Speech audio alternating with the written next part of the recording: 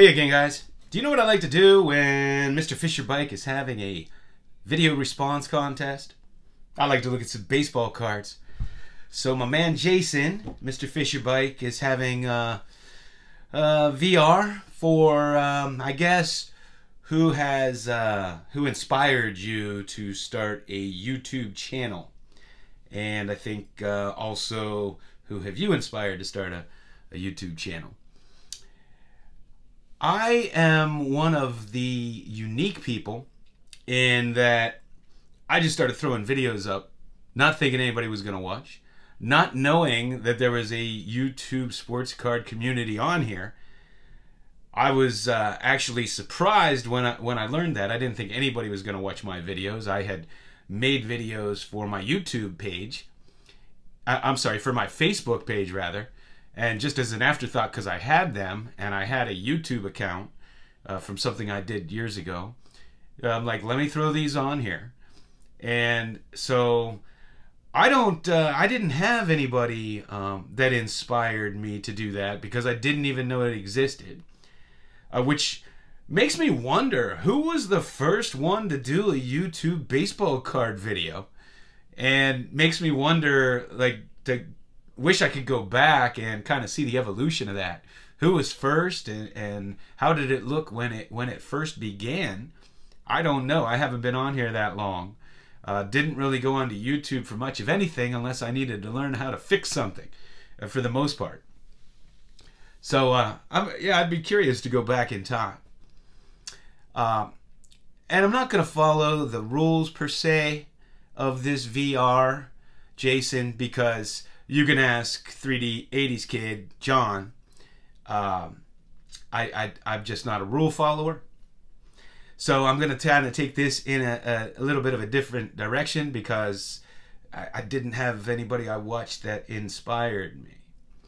Now, after I started, I did have lots of people inspire me, because when I found out there was a community, then I started watching a lot of YouTube channels and subscribing and seeking them out. The first person ever to introduce me to the community, he gave me a shout out when I had very few subscribers, was Dave at Blue Jacket 66. And so through him, I met a lot of other people who were subscribing to me, and then I would go and check out their channels and check out Dave's and see what they were saying, see what they were showing, see what they were doing. And Dave was giving me a lot of tips because, and you know, Dave could come across as very kind of crass and just, you know, he doesn't beat around the bush. He just tells you what's on his mind. And it's funny because because of his comments and the way he is, I guessed his profession probably 2 years before I actually knew his profession. I guessed it based on his personality and the fact that he doesn't beat around the bush and he's very direct. But I was showing cards. I was just flipping through them because, like I said, I didn't think anybody was even going to watch. And so he was telling me, you got to slow down. I'd rather see one great card for 10 minutes than, you know, 10 for 10 seconds or whatever. So he was the first one. And then one day I'm at happy hour and my email starts to blow up. You got a new subscriber, you got a new subscriber, you got a new subscriber. And I couldn't figure it out. It was Baseball Collector. Mike had given me another shout out. I went searching to see, you know, I can't figure out why I'm getting these subs. And then somebody commented, Baseball Collector sent me to you. And at that time, I didn't even know who Mike was. I hadn't seen any of his videos or anything yet. And when I went searching, the first ones I remember seeing, those very first ones were Pepino Man. And I remember I called my wife and daughter over. I said, you got to see this baseball card collector. He's nuts. And then Nate, Tops 85 401. He was one of the early ones that I caught. So those were the two that really stick out in my mind of some of the early channels.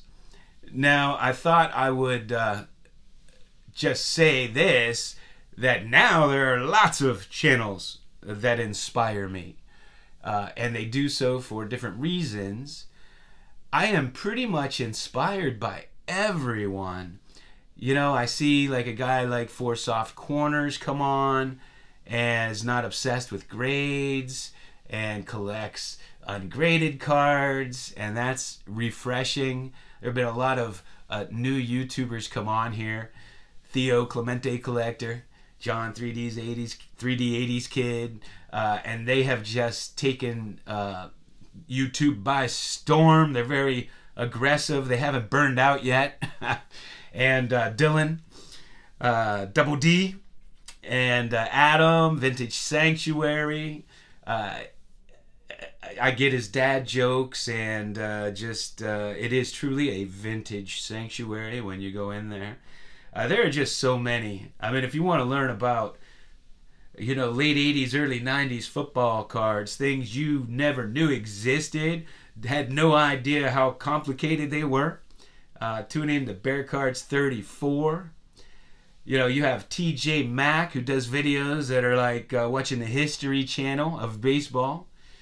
I like to watch that. What is it? Collector, dealer, investor channel.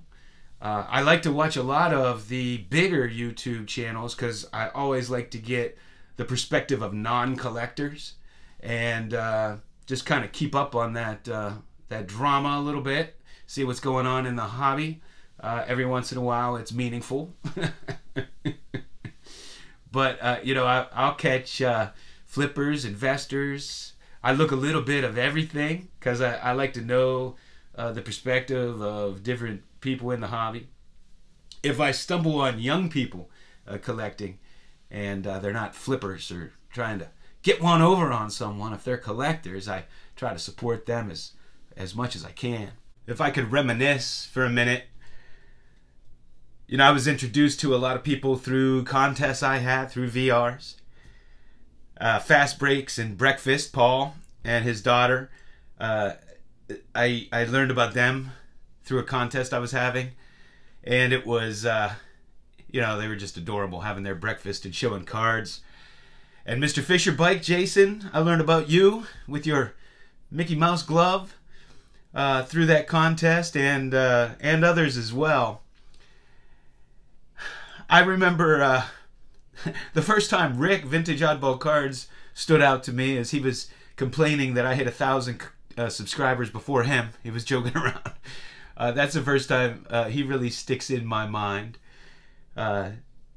George Diamond Yard Sports Cards, I remember him commenting and doing a response. I met a lot of people through responses. It's a good idea to have a video a response contest because you do meet so many more people. I remember the first time I saw Lou Rock. That I don't know if it was before he started including Bob, but I don't remember Bob being in those early ones. And I remember when he got his new fancy opening. And you see some of these channels evolve. I remember the first time I saw Don Field of Dreams, and he was just starting back up. And I think he responded to a VR of mine as well. And a lot of people just reaching out and commenting. And then I would go and I would, you know, look, click on them to see, check their channels out, right?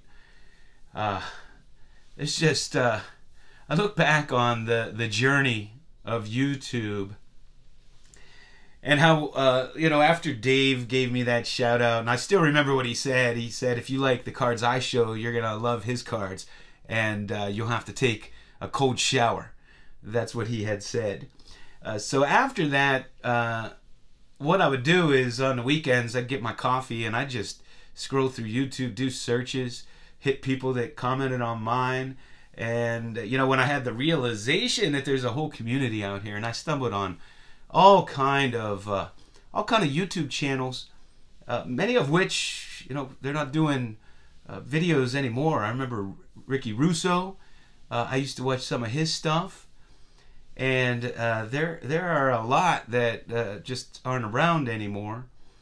But man, it was fun when I first did my first 1 or 2 VRs.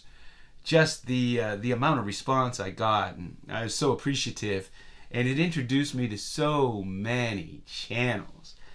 And I look back on the evolution and how far we've come, all the new friends I've made on here, all the new channels that I watch. And then of course COVID came and it was a whole new ball game. All kind of the content just, you know, totally changed for in a lot of ways. We still had our tried and true, and the guys that had been doing it still doing their thing. They didn't change, but a lot of controversy, a lot of rants, a lot of you know, speculation, wondering what's going on in the hobby, what's going to go on in the hobby. And all of a sudden you have all these younger guys walking around card shows telling you how they just spent $50,000 on cards, or they just made $50,000 on cards. And then of course we have Jeff Wilson come onto the scene and change the dynamic. And I love Jeff Wilson. He's great. He's great for me because I love to just avoid any rookie quarterback he recommends. He is so bad. He is so bad at judging quarterback talent. But he's great at making videos and getting subs, so that's all that matters. But I get a kick out of it. I mean, I'm a Pittsburgh Steelers fan, and you know, he's on there saying to saying to buy up Mason Rudolph cards. Now, I'm a Mason Rudolph fan. He's always done a great job when he's come in, and had to back up Big Ben, but he was the third stringer. He didn't even beat out Mitch Trubisky. So anyway, I digress. Oh, and the first time I ever saw James Elite Hunter that stood out to me is he made a VR and he was on the toilet showing cards. Some of the video responses have been hilarious. I remember that's how I met Ground Chuck. And there's just so many channels that I met through VRs. And if you're new to YouTube and you're not doing video responses, I suggest that you do them. That's how people find out about you. And if you run a contest or have your own VR, even if it's not a contest, you know, that's again, you get a lot of visibility that way, and you get to meet a lot of other YouTubers, and that's what it's about. It's about us all meeting each other and getting to know each other, and having somebody to see when you go to a card show, and have somebody to meet up with when you're you're traveling to a town where there are people. I met so many people going down to the Tampa card show, for instance, in addition to the amount of people that you meet at the National. And certainly there's some other bigger shows like the Philly show, the Chantilly show, the Hickory show in North Carolina, and other shows around the country, obviously. So I really highly recommend getting involved in VRs in one way or another. So I wanted to support you, Jason, with a VR. This may totally disqualify me. That's fine. I don't need to be in the contest, but I did want to support you. And since I always show cards, I had done a video on Rocky Blyer and realized I didn't have this one from 1980s, so I grabbed it. I believe I had this when I was a kid, so I don't know what happened to it. I may just think I had it. It's probably what happened. And I got this, Ellie de la Cruz. I don't know if any of you caught that play where it went, line shot went off the pitcher, then off the second baseman, and then he picked it up and threw the guy out at first. I don't think I'll ever see that again in my lifetime. But watching him and O'Neal Cruz as the years go on play against each other should be fun. So that's what I have for you. Hey guys, thanks for watching.